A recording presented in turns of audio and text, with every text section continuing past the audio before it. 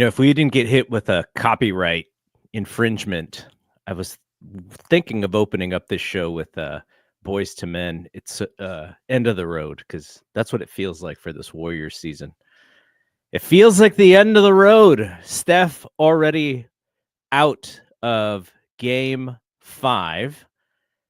Who knows if the Warriors even win, if he would be ready for game 6? Probably not, based on everything that we've kind of heard. Well, we haven't really heard much, but there hasn't been any positive information out there about him being able to play.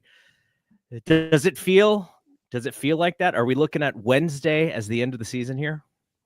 Yeah, I think so. I think you give them a 15% chance to win that game. And is that too high? 15? 15.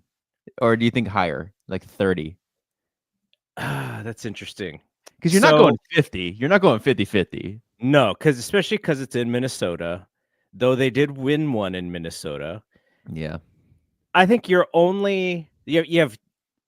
two chances are Minnesota just play, just throw the ball around. I mean, which they did yesterday, and it didn't really help the Warriors. Just throw the ball around, make dumb turnovers. And then the only other way, I think, is if the Warriors figure out how to change it up for Ant-Man so that he plays a little bit more like game 1. Because right now he's cooking. Like he's on fire. They can't stop him. But in the first 2 games, at least maybe this, or I would say part of game 3, they had a good handle on him. I don't know if it's playing more of the zone. I don't know if it's trapping him as the ball handler. I don't know if it's putting Kuminga on him exclusively one-on-one and trying to be physical with him and making him work harder. I don't even think it's like, oh, Jimmy goes for 40, because there's not enough scoring around Jimmy for that to make a difference. So I think it's lockdown defense or Minnesota just, kind of throws the ball around and isn't super focused, which that's kind of been their season. Like they should have been a lot better record wise than they were this year. And This we series saw should that be in over game 1 already. This series should be over. If that's the only kind of saving grace I have for this Warriors team, is that it seems pretty well known now that this Minnesota team plays down to their competition. And so maybe they can sneak one in game 5 because Minnesota plays down to their competition. I haven't been that impressed with Minnesota, and I feel like the Warriors have been in all those games, and the turning point for when Minnesota wins it felt like Minnesota just has more talent. And I know game 3, Draymond, that fourth foul, and then the 5th foul that I thought was silly too. And then that 6th foul was fine, but just getting the 6th foul and getting out of the game is when Minnesota goes on their run. But it's like, okay, now Draymond's gone. And I know you're already missing Steph, so you're asking for a lot from these reserves, but you just, I think the Warriors have pretty solid depth if everyone is available, and if Kuminga is playing somewhat like this, then I actually like their depth. But I'd still rather have DiVincenzo, Nickeil Alexander-Walker, and Naz Reid coming off my bench than Kuminga and whoever else comes off the Warriors bench. So not only are they more healthy, but I think they are more playoff deep.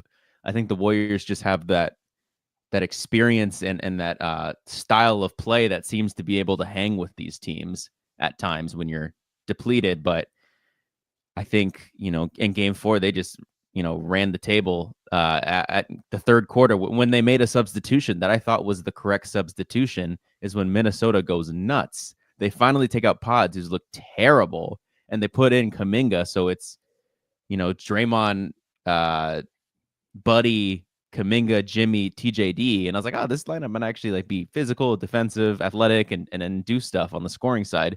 Nope. That ended the game. That lost them the game right there. So they were slow. They couldn't score. That was a mistake when you look back at that lineup night. Now, they're probably not winning anyways, but that was a bit of a tipping point for them. And it's the lineup that he has resisted as well, right? Like Kerr has resisted doing that, and then he kind of gave in because just you're trying anything at that point, and it did not work out. So I don't imagine we're going to see that. Is there one person now we could probably say this after every game. Who's the one person that should play a little bit more and then the other person who should play a little bit less? Like after I don't what was it, game 3, I was like, "Nope, I hope Moses Moody never plays ever again." But now I'm like, game 5, might as well play him because at least he's gonna stick his nose in and grab a rebound or tip a rebound out or dive on the floor, which is kind of the stuff they need. It's just the flip side is when he gets the basketball, it is an absolute dead end and a 24-second shot clock violation. So that's the minus of it. But I don't Yeah, know. I I mean, don't know some of the like he'll dive on the floor and crack his head on the yeah. floor, but he's I also think gonna be I left think wide that's open. the change they needed in that third quarter when they played that lineup that looked like they had no energy. It's like, oh, here's Guy Santos, who the only thing he knows how to do is provide energy. Maybe that would have been the switch there. But with Moses, you talk about a few of those shot clock violations in game 1, and I think game 2 as well. Just like some of those weren't his fault, but like some of that indecision we saw in the Houston series and that we've seen to close the year, Pods is showing that right now. Those pump fakes from 3, and every single time what he's gonna do. He's not gonna shoot the 3. He's gonna pump fake and try to go around, and then have to pull it back because he can't get around you. That's I don't think you can bench Pods entirely, but man, like if there is someone to do it, it's someone who's deserved to get the treatment that Moses got. It's Pajemski, and I feel like when Moses got put in there in the fourth quarter, he recognized, he was like, okay, I can't be indecisive. I have to be decisive, and I have to play hard. And sure, those are garbage minutes against starters who could really give a crap, but he did all that stuff. So I was talking to my buddy on the way home, and I was like, I feel like I really do trust the Warriors staff, so I don't want to question them too hard because, like, in my mind, I'm thinking like one step ahead in terms of lineup adjustments. Like, okay, Looney had a bad game 4, so we're not going to play him in game 5. So and so had a bad game 4. So and so had a good game 4, so let's play him in game 5. Like, that's kind of how I'm thinking. But I feel like this coaching staff really does think like, okay, Looney wasn't that great, but we could put him in the specific spot in game 5. And of course, it's a coaching staff. They're obviously going to be better than me, but I just think, this Warriors coaching staff is probably going to make the right call. And even with the Kuminga thing, like, how do you feel about that? Because I feel like I see, like, you could see, even though he's playing well, you could see what he needs in order to succeed. And that's just not, I feel like, not how the Warriors like to succeed. Just by giving the guy shots and just letting him kind of go crazy to the hole, a little like not completely controlled. When Kuminga gets in the air, like he kind of has no plan other than shoot it. And I don't want to dog on Kuminga because he really has been the only one that stepped up to the plate in these past few games. But I was excited, like, oh, maybe they get one. Steph comes back and they get to do this Steph, Buddy, JK, Draymond, Jimmy. And I do think that'd be a successful lineup. But even thinking past this year of, oh, they don't get it done in 5.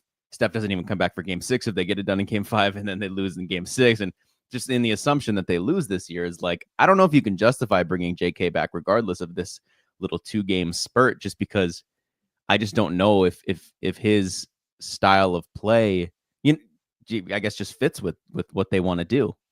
Well, clearly doesn't fit with Steph, and they don't believe it fits with Steph, or else he would have played.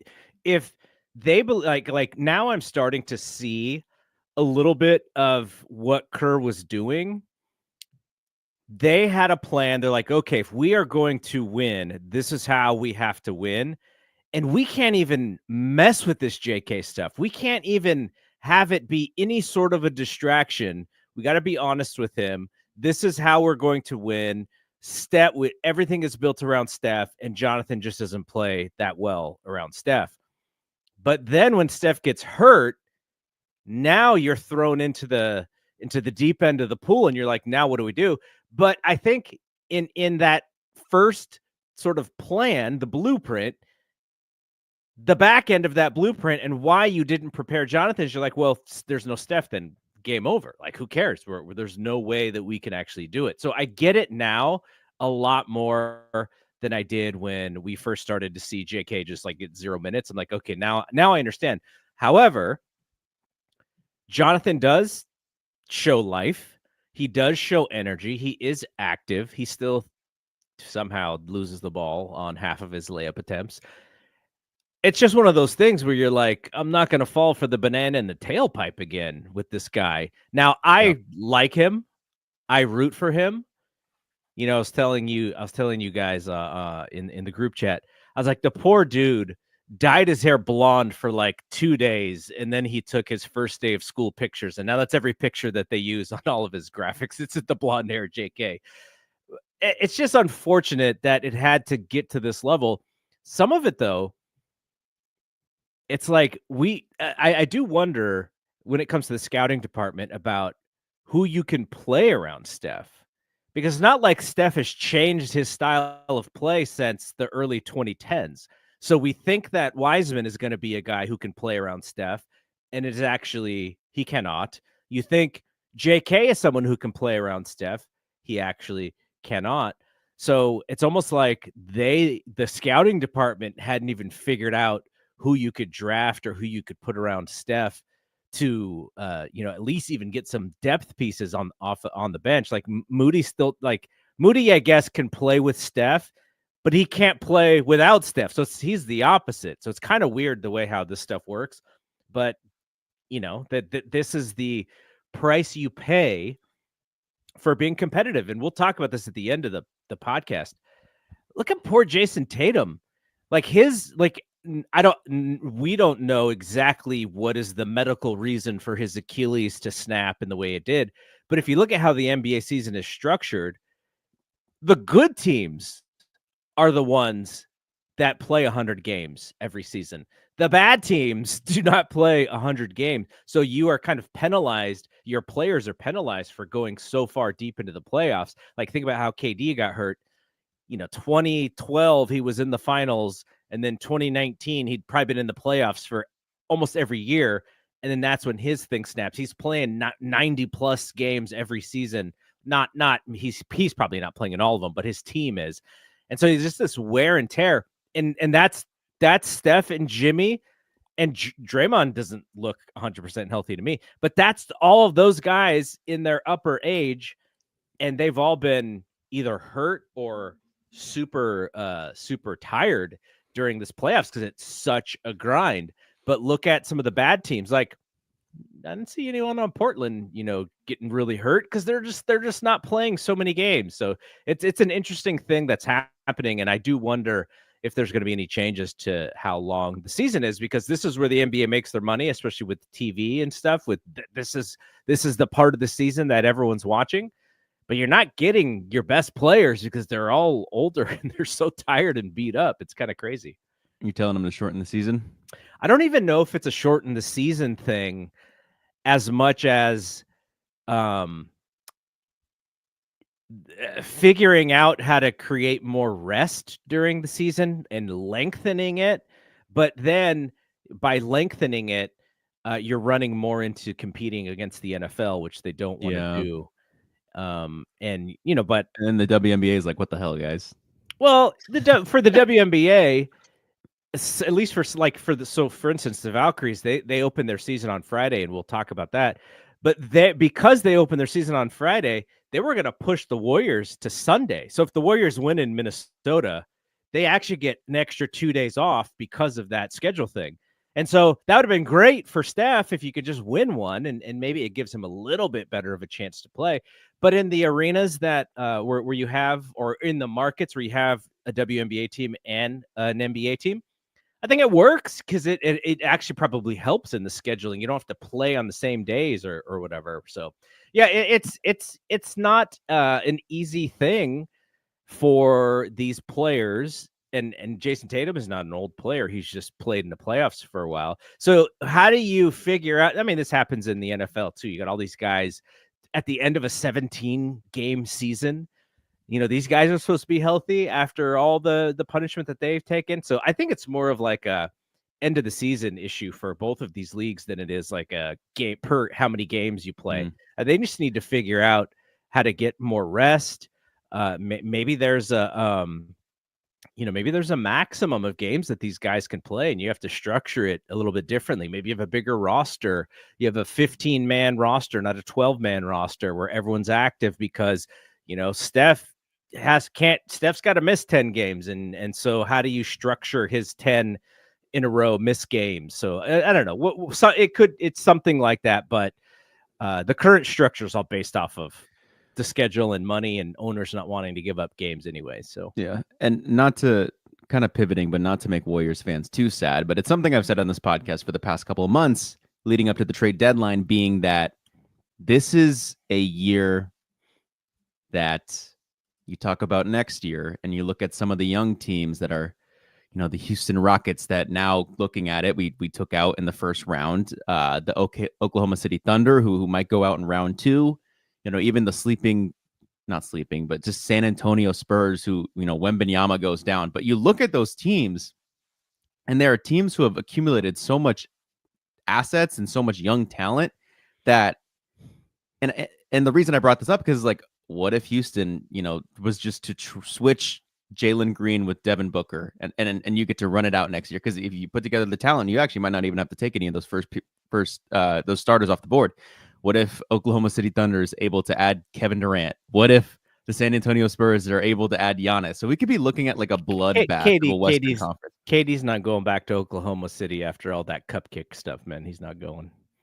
Okay, then KD could be going to Houston instead of. It's just like, there was a little bit of a window before I feel like some of these younger teams figured it out. If Houston adds Devin Booker instead of Jalen Green, or Kevin Durant instead of Jalen Green, like, no, we probably don't win in 7. Like, I know that Jimmy went down, but that Houston team had the defense. All they were missing was kind of this half court consistent offense.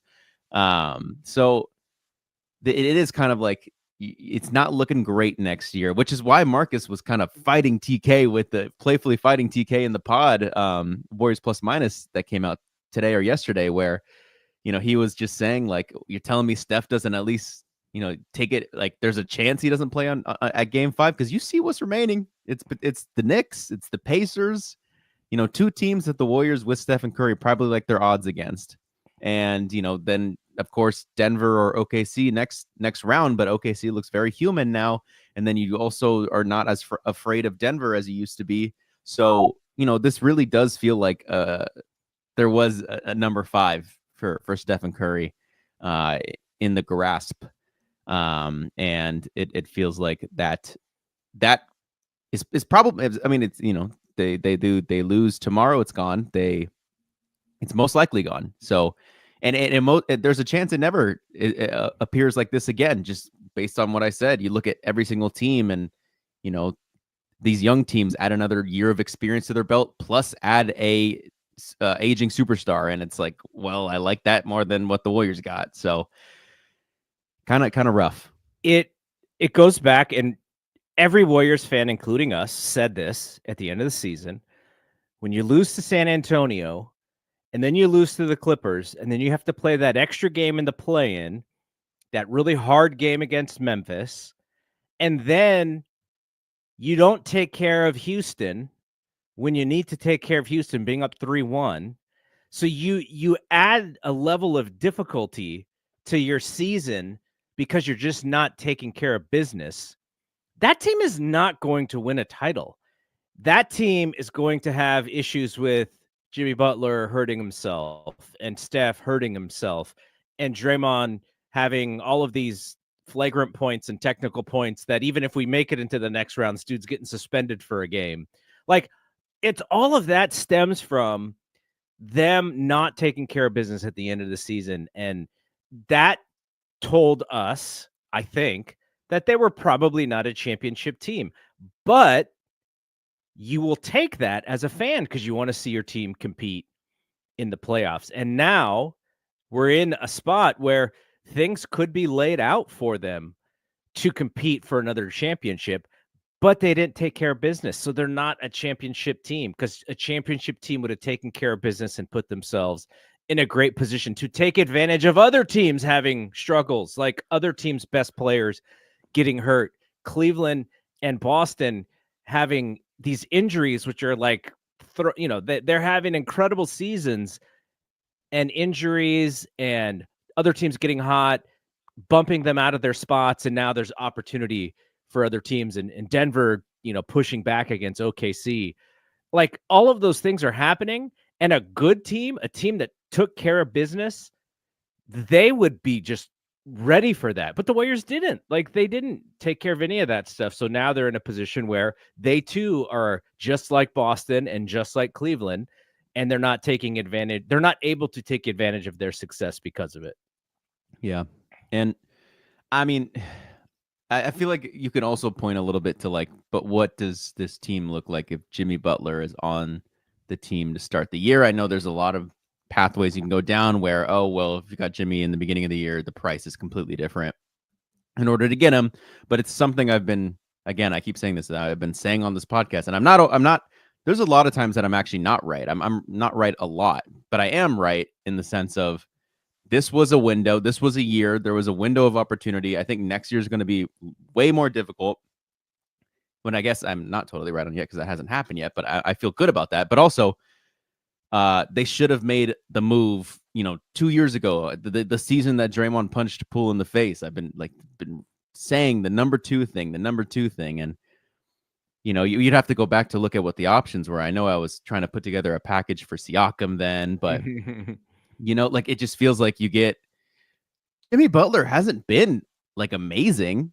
He's been, maybe what you can ask for from a number two, but with Jimmy, you thought there was some upside of trading for a number one as well. But I think with Jimmy, it's just been so much like his feel for the game and just being able to integrate himself into the system really quickly with, the defensive mindset that he's just really good on that end with Draymond as well. But it's not like the shot making has been absolutely insane. So, and what I'm saying is like, maybe the Siakam thing would have been awesome, or maybe there's a few other stars out there. Like, my point is that Jimmy hasn't been like the greatest. He's been pretty darn good, but there were other players that they should have went for earlier in that season where they had Chris Paul, in that season where they went to the second round against the Lakers and ran into a similar issue that they're running into now, where they just don't have enough talent.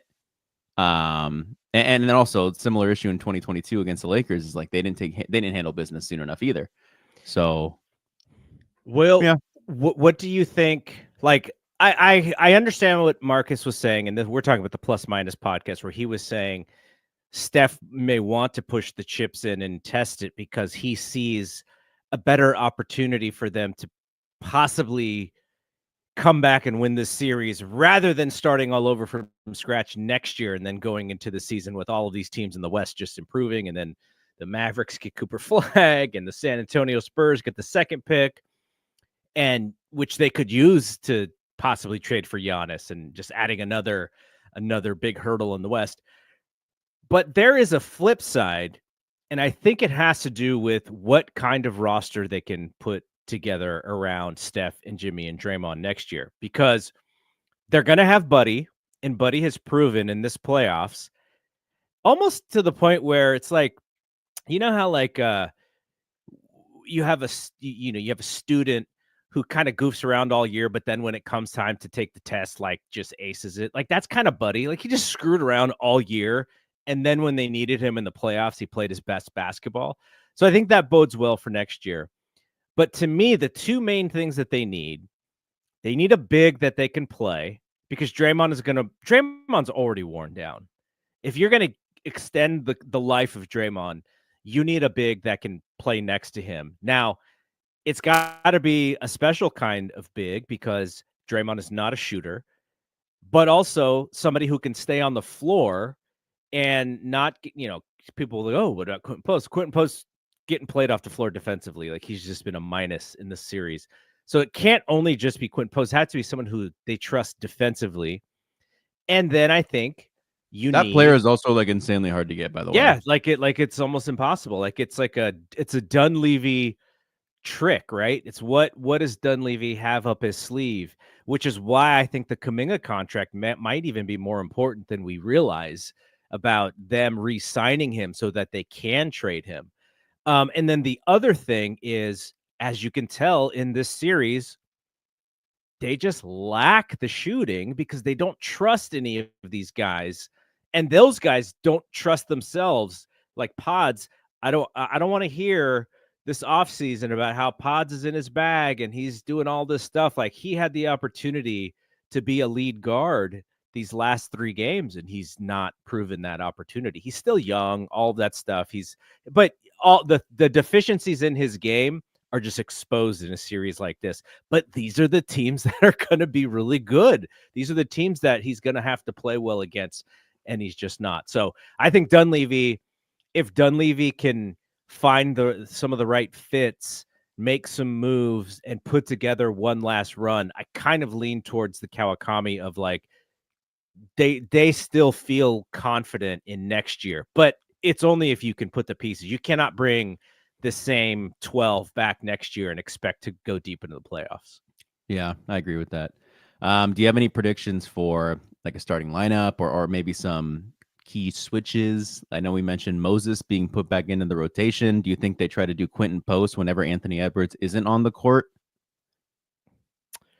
That's a good one. Where maybe you pair his minutes to Ant's off court minutes. But those minutes are also Julius Randle's minutes, when they Right. stagger. And I know Julius has given him some buckets as well. Julius has given everyone buckets though. My least favorite thing that Quentin Post does is where he goes like this and touches his head when he makes a mistake. It's like, don't tell me, dude. I can see it. My least favorite thing is when he tries to get athletic, because then it just looks so pathetic.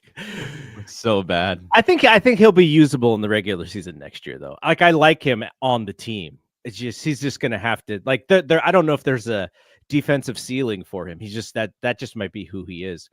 You know who they could get now. He is old he's long in the tooth here, but someone like Brook Lopez could play next to Draymond. He's not, the Brook Lopez of 10 years ago would be perfect, but even today he's much better than what they currently have. But somebody like him could be, but this is only if Milwaukee decides to tear it down. Then I think they're gonna, but we'll see. I say, oh man, you got to stick with Pods and Buddy. I don't think you can take those guys out. Does GP hit the DMP button? I don't think he's a DNP. I think he's just one of many guys that you throw at Ant, whether it's for 5 minutes or for 15 minutes. I think you just need him. You need GP to be ready because you're gonna need him. I would go back to Draymond and Moody at the start just to see if you could get some energy from Moody and maybe take advantage of the Draymond and Rudy stuff a little bit. And then who would be your threes is Jimmy. So I would go Pods, Buddy, Jimmy, Moody, and Draymond. But I would have the quickest hook of all quick hooks on Looney, or on Moody. I would have Looney or TJD just like ready, like almost standing up when the game starts, just because you got to see if Moody has nothing, then you just sit him for the rest of the game. But if he actually has some energy and fight, you're like, okay, we might be able to come back to this at some point. So I don't. Not start JK then. Do you like him off the bench because of what happened when they went to that lineup yesterday? It just seemed like an ill fit because. Okay, now here's what's different. They talked about this today. Kerr said that Jimmy is feeling a lot better and that him being sick was some of the issue yesterday. With this illness? They live by so many good physicians, doctors, hospitals. Wrap them in bubble wrap, man. What the hell, man? So if you get a Jimmy who is basically putting the team on his back and saying like, I'm going to score all the important buckets, then you can play JK with him. But if you get the Jimmy that's indecisive, what that does is it makes JK, who is an indecisive player, it makes him sporadic, and you can't have that. So it depends on the Jimmy that you have. If Jimmy's going to be decisive and if he's going to make, one cut moves and one cut shot, and on JK just has to go grab a board or crash or cut, and he doesn't have to think about anything else, then I think you can do it. But if you don't have that Jimmy, I don't know if you can play them together as well as you can. I was going to try to look at some lineups here, but Minnesota's best lineup is their starting lineup, it looks like. Conley, Edwards, McDaniels, Randall, and Gobert, plus 20 in 53 minutes. And then that one that I was talking about last podcast that was usually their best lineup is still plus 13. And DiVincenzo, Edwards, McDaniels, Nas Reed, and Julius Randle. That's a plus 13 in 23 minutes. Wanted to look at the Warriors really quick. What's their best? I mean, I bet you I'm going to pull in this specific round what their best lineup is. This is going to probably have like 2 minutes and like Stephen Curry's in it. Yeah, geez. 4 minutes plus 12.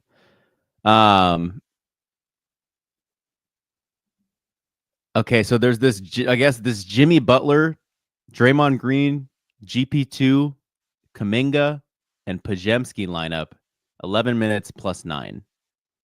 And then you have Jimmy Butler, Draymond Green, Buddy Hield, GP2, Pajemski, plus 9 as well in 7 minutes. I don't know. I guess there's stuff, but yeah. What did you end up giving them a percentage? I think 25 is a little light. I mean, 15 is a little light. I would say they have a 25% chance to win, but that is I'm being that might change based off of the energy. Like if Minnesota is going for the throat and the Warriors are, just not starting out well, then you're right on. I am basing mine on the idea that the Warriors are proud. Jimmy Butler and Draymond don't want to go out like punks. They've got the best coaching staff in the league that knows how to make game-to-game adjustments. This is where they usually shine in the playoffs. And Ant is like fooling and talking trash to Gary Payton's dad and all that. Then I think they have a 25% chance to win. Kind of, it also bums me that Steph Curry's not here because I know Ant's not a front runner. So like when he does, the night joke in like his pregame warm up or like yells Stephen Curry from the volleyball line when he's taking threes, like he would be doing that if Steph was healthy and they were going head to head. Like he's not someone who just does that when Steph's out. It's like, say Ant goes on this generational run, takes out Jokic next round or takes out SGA next round, then ends up taking out Brunson or Halliburton in the finals. Like they're going to look back at this in like 25 years and be like, wow, Anthony Edwards took out LeBron in round 1, Steph in round 2, Jokic in round 3. And this is going to get talked about like the greatest final run of all time. But you know what happened in round 2. When we were talking about the injury stuff, LeBron was going to miss the rest of the series because of his injury. So that's another but they were going out sad. No, but they got closed out. But if they didn't get closed out, LeBron would not have been able to play. So you're talking about LeBron, talking about Steph, about the Garland. You're talking about Dame. That's a lot of guys who are getting hurt this late in the season. And, we've talked about all the resting and all that stuff and how the fans hate it. I hate it too. But what I would do is I would force if you want to do the resting stuff, I would force the teams to put their schedule of who they're going to rest out a week before the game so that the fans would know that certain players are not going to be there. And then you don't buy the ticket. That's the honest way. But all right, let's talk about some Valkyries here. Valks Valley. Home run. Game 2. I'm surprised they only had 2 pregames or 2 preseason games. And I think they had 2 more than a lot of teams as well. That's kind of ridiculous considering like all of these teams have so many new players because of the free agency and how that worked. And the Valkyries are trying to put together. I have no idea what their best 5 is. Like no idea. It's not their starting 5. Well, because half of the game they're playing against everyone's reserves as well. So we'll talk about it, but Ami here and Toure are like the 2 best players on the court, but I can't tell if it's because they're playing against players that are not even going to be rostered or not. Like Toure had one job last night, and that was to plant her rear end in the corner and not move. That's all she did. And it was incredible because she's getting the shot off and it looks great. But I have no idea if she's like a rotation player or not, or if she's even going to make the team because of, the way that they were playing the end. But Valkyries open up Friday against the Sparks. And I have winnable game. Literally no idea what the starting roster is going to look like, what the rotations are going to look like, who's the bucket scorer on their team. Like, do you know who would you predict to be the high scorer on the Valkyries? It's supposed to be Tiffany Hayes. Like that's what she got paid a max. She won 6th Woman of the Year. It's supposed to be Tiffany Hayes. It has not been Tiffany Hayes lately. She can't even get a good shot up, it looks like to me. Yeah. She's probably still the best bet, I'd say. I mean, that starting lineup just looked rough. Like Veronica Burton's getting like 8 3-point attempts and can't hit any of them.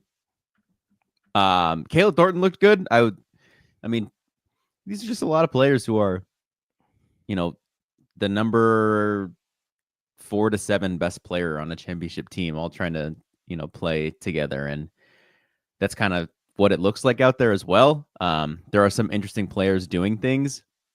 I was watching it with Jay, and he was saying that, no one's forcing the issue. They're like reacting to the defense and not making the defense react to them. They won this game evidently by kind of still sticking with that in a way. Like the defense was not really allowing points in the paint, and they said, okay, we're just going to continue to shoot threes. And that's how they won. Like I just pulled it up right now, and points in the paint was 22 to the Mercury's 36. Valkyries had 51 bench points to the Mercury's 31. Valkyries had 8 turnovers to the Mercury's 18. It is nice to, as a Warriors fan, to see a low turnover count. Well, they basically have it's interesting because on their starting rotation, Hayes and Burton are the backcourt. I don't feel like either of them is like necessarily a point guard. And then when they go to the backcourt with the reserves, it's Van Loo and Late, and they're both point guards. Yeah. So it's kind of weird. Yeah. I think Van Loo is going to eventually be starting for this team. I think Van Loo at the 1, Hayes at the 2. Kayla's going to forever start for this team. I think Monique is someone who can maybe get bumped from the starting lineup eventually when players start to get comfortable or still report. We still haven't seen Janelle Salon, who I can say today she just won the finals for her Italian league. So she'll be over here, I'm assuming, really soon. Janelle is someone who will be starting for this team by the end of the season. So I think Van Loo, Hayes, Thornton, Salon, Janelle Salon, and then even like Ileana Rupert might end up at the 5 over Temi at some point in this season when she comes after Eurobasket. But yeah, they still haven't figured out the 5. You could see Natalie Nakase is heavily leaning towards like more of a defensive approach, which is why she's going Burton over Van Loo. Like I watched Van Loo get burned a little too many times, but man, she just does stuff on offense where it felt like that was the only reason they won, honestly. It was like Van Loo was just making plays for everyone else, and it just seemed like they were on a run, and Phoenix couldn't stop it. Again, they're going against reserves, but Julie's going to be a fan favorite, wearing the Steph jersey and walking into the arena. I'm excited to watch her play, and she needs to start. But something that JJ was watching is I was like, hey, look at who we drafted with the first pick or our 5th pick. She's not coming over this year. And he started watching highlights, and he's like, dude, she could play with this team like right now. Like that, like he looks like, she's talented. She's smart enough with the basketball, talented enough. Can shoot the hell out of the ball. Like he was just like, why the hell is she not here right now and playing? And I didn't have the greatest answer for him because the weird draft and stash stuff. But okay, so I was looking at the box score, the ESPN box score for the game last night. And so out of the players who didn't play, Talbot, DNP quad. Yeah. Conde, DNP coaches. She's out for the year. Out for the year. Okay. She's not even coming. She's not even reporting. Zan DeLassini. Yep. Foot injury. Correct. And those Talbot and Zan DeLassini are for sure like a part. If you had the playoffs right now, they'd be in the top 7, for a rotation. Salon, not with the team. Kate Martin has a hand injury. Mm-hmm. And you know what they have for Eustace? What? Coach's decision. DMP. Not there. She's not there. You can't DMP someone if they're not in the building. Why do they not know? Like, what? The secrecy around that is so weird to me. I know. It's so weird how she's still on the roster where it makes you feel like she can eventually come over because she's on the WNBA app. When you look at the box score, she's on their actual roster transaction or page. Someone pointed out today that they have a Yuste Yochite and a Justin Yochite. So somehow she got her fake twin brother to be on the roster as well. But yeah, I mean, did you have? We still have roster decisions, I believe. Tomorrow up until Friday they can change it, right? Or they up can until Friday. Okay. So Richard Cohen was saying some interesting stuff about like what if they traded, and this is something I love, like, but it feels like it's something I like too much that where it never happens. Where it's like, okay, you've assessed Toure, she could hoop, she could play. I think she is, she's 30 years old, so she has she probably is who she is. So I do believe that she's probably like this 3-and-D rotation player that is actually good. What if you get Toure and you get Linskins, who's shown good things, but probably they played well when Linskins was in because they actually had a big, and she passes well. Yeah, but also again playing against all the second teamers of the other team. Yeah. So Toure and Linskins, you package them and send. I don't know if you've seen anything about Seattle, but they just keep losing players to injury. And you take Katie Lou Samuelson, who has like I guess what the quote unquote bad contract is in the WNBA, and you take their 2026 first round pick that I think is the Aces pick, or I forget whose pick it is. And, you give them those two players, and then you get back Katie Lou Samuelson and this first round pick. You could probably waive Katie Lou Samuelson. You have the cap space to waive her and get off of her. That shortens the roster down from whatever 17 it is right now to 15. And you have easier decisions on your hands. Because I got to say, again, I liked the way Chloe Bibby played. I thought she looked good in her minutes as well. I thought everyone pretty much looked good. I guess Caitlin Chen was the only one that I feel like didn't make an impact. 5 minutes. She only played 5 minutes. She got in the game and she tipped a rebound out to keep a possession alive. But that was really all that she did. Her and Van Loo just cannot get the easy inbound done. I think they almost turned it over again. If they didn't, they came really close to it again in the second game. I'm going to be bummed for Chen. I think Late is going to, in addition to Van Loo, I think Late is going to be a fan favorite, but she's got the same problem. Is she's reckless. Quick, she gets to the bucket, but there's no room for her to finish. Like she doesn't have a move to get around these bigs, and so she's constantly stuck in no person's land and getting her shot blocked. She did hit a 3, so that was nice to see. But the starting backcourt last night was a combined 2 for 14 from 3. Mm-hmm. Hayes and Burton both 1 for 7. And then Late was 2 for 3. Toure was 4 for 9. Those were the only people. I guess Fagbenle and Thornton also made 2 threes. Mm-hmm. So they just were having. Tiffany Hayes went 1 for 11. That was rough. It was a rough watch. I do feel like some of these were like she didn't know this.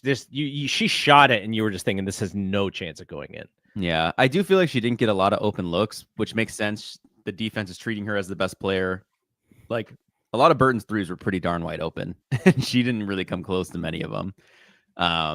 But I still think Tiffany is. They signed her to be the best player. She's probably going to be the best player unless, she's probably going to be the best player. I guess unless like one of the French players, finds something. But yeah, I think this is going to be. I think I am intrigued though because I feel like this is going to be a team that, plays really hard, is in games, but ultimately loses them. But they're in the games. They're not getting like blown out. Like it feels like there's still a lot of effort being played. And I feel like for, I'm covering this. I'm not trying to be like not biased. Like I am a fan of this team and I would like to see entertaining basketball regardless of if they're trash or not. And I think that they are going to go out there and put up effort, and that's all you can ask for. And I think, I think I just looked at a stat here where Phoenix had it. The largest lead was like Phoenix had like a 14-point lead at some point, and the Valkyries all in the first half. They were cooking them in the first half. Like I could see stuff like that happening where, a team gets super ahead of this Valkyries team and kind of like maybe takes their foot off the pedal a little bit. And here come the Fighting Valkyries coming back into this game because, they have the effort and they play hard. And that'll be fun to watch in games. So, as you know, I'm going to try to go to a lot. I'm going to try to go to this first game on Friday. I've been looking at, the tickets for a lot of those How are other they? games. The first game is looking like 50 to get in the door. That's not bad at all. Not bad at all. But a lot of these other games, unless it's a Caitlin Clark game or unless it's maybe like New York or Dallas with Paige, like they're really, really cheap tickets. Let's look at June 22nd. See what your schedule is like for June 22nd. Okay. Because that's a week, a little bit, 6 days before your birthday. I'm out of town that whole week after that, but that Sunday, I think they play Connecticut. They have like 4 games in a row at home. That's probably the cheapest ticket. That or Washington are probably the cheapest ticket. From a competitive standpoint, Connecticut might be as good as the Valkyries. Yeah, we'll look for that. We'll see if we can go to that game. But I would like to go to some of these games too. It's just all depending on schedule. Yeah.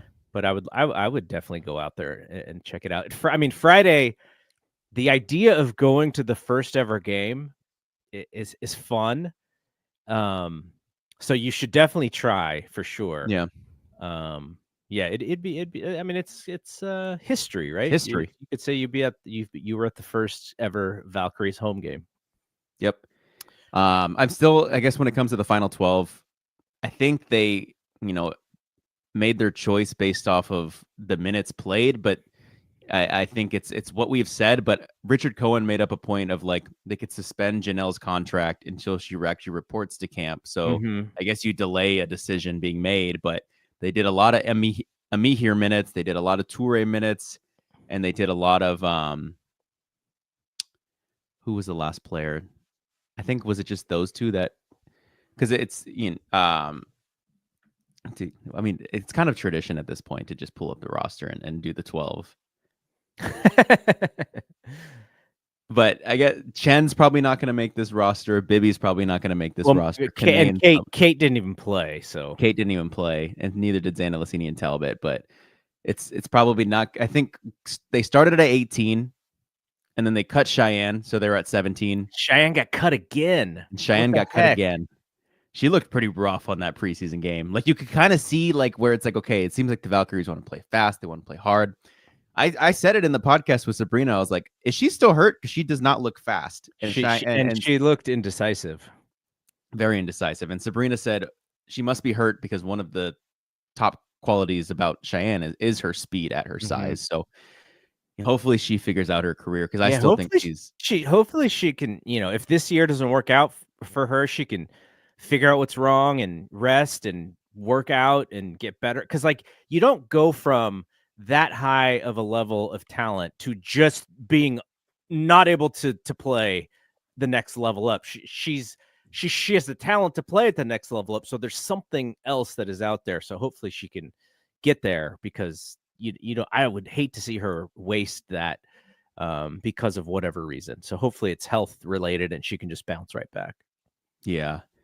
Okay. So Cheyenne gets cut from the team. They were at 18. Now they're at 17. So now they have to cut 5 in order to get to 12, but they can suspend Janelle to get to 16. So they only have to cut 4 until Janelle reports. So you'd cut Kanane, you'd cut Linskins, you'd cut Bibby, and you'd cut Chen. And the rest of the players make the team until Janelle gets there. And then you make a decision between Amihir and Toure, or you do what Richard Cohen was saying and you trade Toure and Linskins for a bad contract and a draft pick, which I would do 10 times out of 10 if that offer's on the table.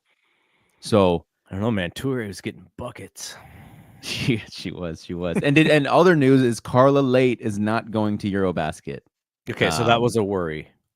That was kind of a worry. I looked at their Eurobasket qualifying roster and I thought she is really not getting any playing time, so she might not even make the roster outright. But then when you see Gabby Williams is not going to go, Dominique Malonga is not going to go. Then I was like, oh, shoot, Carla's probably going to make this team now. And now Carla's not going to go. So I wonder if this Eurobasket thing did make the difference for Ustay. Because I imagine, Ustay really wanted to play for her national team. Lithuania hasn't been in Eurobasket. I think I read Lithuania hasn't been in Eurobasket in like 10 years. So it would make sense that she wanted to play. But Carla had said, kind of implied in her post that it was because of her commitments to the WNBA. Maybe there was some kind of contract agreement where it's like, stay. We need you to stay. So I don't know. I don't know, man. According to according to ESPN, Eustace didn't play because the coach didn't play her. That's just the deal. She's not good enough. The coach said DNP. What's up with? I know Cam Brink is still hurt, correct? Yeah, she's not. She tore her ACL in the middle of the season. She's not going to come back until a year from that date. So she played like half the year last year, right? Maybe a little less. She's got to be close to the 1 year. Yeah, but she's still very young, and you don't want to rush her back. But it'd just be interesting. I hope that she's in the arena, because that'd be a nice little thing for her to be there. And I know, one thing we didn't mention in the Warrior when we talked about the Warriors, I guess Steph did travel to Minnesota. So I don't know if that was traveling to support your team and like kind of this might be the last time we're together kind of thing, or he's like, I'm close, guys, like. And he kind of can be a little bit of the inspirational vehicle for the team. I think it's both. I think Steph's present. Like, that'd be kind of crazy if he just didn't go, right? Well, but do you want him to be on that airplane? Like, would it be better for his hamstring to heal if he was just not on the airplane? Get that guy business class and let him sleep, I guess. All right, let's end this with a little bit of NBA talk about the playoffs. All right, with Tatum's injury, it sounds like the Knicks are just going to wrap up. It feels like that's what's going to happen, though Boston is talent. It still has a ton of talent without their best player. They may be able to push that series out. But let's say the Warriors do not get out of this series against Minnesota, and let's say the Cavs are cooked, and let's say Boston's cooked. What finals do you actually want to see if those three teams are gone? I think you'd want to see New York in the finals, just for the energy that New York fans would bring to the finals, just being that they haven't been there. I don't know how long. You know how long. But finals since 1998, I think. So yeah, New York. I'd want to see New York and Minnesota because of the trade. That's a fun aspect I didn't think about. That means you didn't listen to Zach Lowe today, because he had Simmons on, and they talked about the trade and why that's kind of a fun finals is because of that trade. It's also the two of the most potentially entertaining teams remaining. Like, I think this could be Ant's like moment. And then what about OKC though? You've been high on OKC all year long. I have been, but now that's what is it? It's 2-2. They play in the next 20 minutes or whatever. Mm-hmm. So I mean, I'm kind of like I'm not even. I still feel like OKC, probably gets it done, even though they were down 2-1 and they got to 2-2. I don't know. Shea's got to figure it out, but yeah, it's just the Pacers are up 3 against the Cavs right now with a commanding 3-1 lead. They might just end it tonight and close. New York's gonna end it, and we'll see with Nuggets Thunder. But it just makes me sad as a Warriors fan. There's an interesting Minnesota-Denver rematch. I think Minnesota will kill them if they played Denver again. And they might, but Denver has shown that they are game. They are a game team. They did not lie down. OKC versus Minnesota, that is an interesting one, because you kind of wonder if OKC is able to get it together and beat Denver. They will have learned some things about themselves, and that could empower them to get on a run.